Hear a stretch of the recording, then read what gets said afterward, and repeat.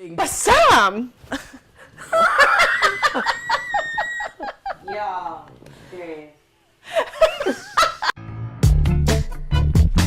Everybody thinks we're having fun now. You should have been here at the first tape. No, I think she thinks we're like being like little kids. I mean, that's the only way to deal with this show. She's hungry. She's hungry. Right. She's hungry. Okay. That's exactly what nerds are. Exactly. Thank you. Little kids. Don't joke. This is the Nerdiest Show. You're doing a great job.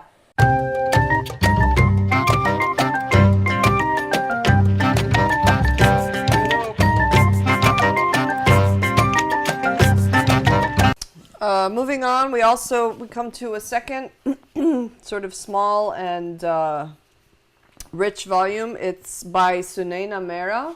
It's called Boycott, the Academy and Justice for Palestine.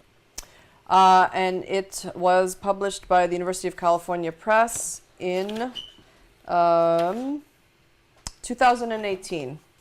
And it essentially takes on the boycott, divestment, and sanctions, or BDS movement. And the brief blurb reads, the BDS movement has expanded rapidly, though controversially, in the United States in the last 5 years. The academic boycott of Israeli institutions is a key component of this movement. What is this boycott? Why does it make sense? And why is this an American studies issue? In this short, essential book, Sunaina Maira addresses these key questions.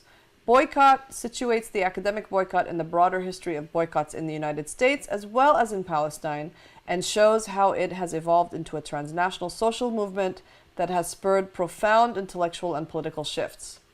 It explores the movement's implications for anti-racist, feminist, queer, and academic labor organizing, and examines the boycott in the context of debates about Palestine, Zionism, race, rights-based politics, academic freedom, decolonization, and neoliberal capitalism. It is a, again, small but very rich volume, and is divided into 4 relatively brief chapters with notes, a glossary, and selected bibliography. Noura? Well, I can't think of a more critical book on the question of boycott at a more critical time by a more critical author.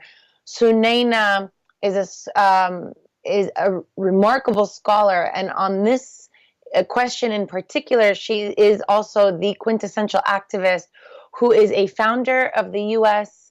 Academic Cultural Boycott of Israel Committee. She then is a leading member within the ASA, or the American Studies Association, that begins to, plant seeds leading towards boycott for nearly 6 years before it's brought to a vote. She is then on the leading, at the front of this movement, and crystallizing and making arguments that are really the hardest to make. Academic and cultural boycott are the hardest arguments to make, and maybe academic even more than cultural boycott, because the counter argument is that this infringes on academic freedom. And so it's an argument that the right is going to win, or has the likelihood to win much more easily, because of that soundbite, which is bereft of any kind of context that would make us re-examine, is the lack of free speech the same across the board? Is it, for example, equivalent to call, to say F you to President Trump as it is to burn a cross on somebody's lawn as a member of the KKK? Are those things equivalent? And so what I think Sunaina is doing is wading through these waters and bringing to life the experience within the ASA, which, although it wasn't the first endorsement of academic boycott in the United States, was certainly the biggest, because it hails a membership of 5,000 and remains a turning point in the movement, and on the question of Palestine within the academy, the U.S. Academy as well. Noura, is this a book that students, is it sort of accessible for students, or is it made for mostly scholars and faculty, or activists? Or activists? No, I think Sunaina has written this. I think she's written this to an audience of folks who are engaged and maybe on the fence, and it's a definitive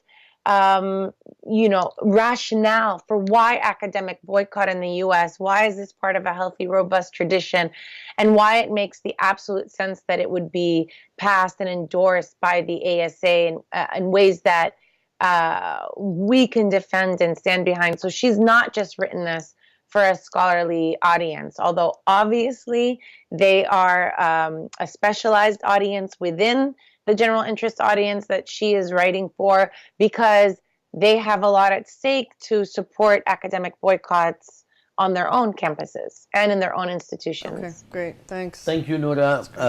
So wonderful to have you here, because you do what you do. That thing you do.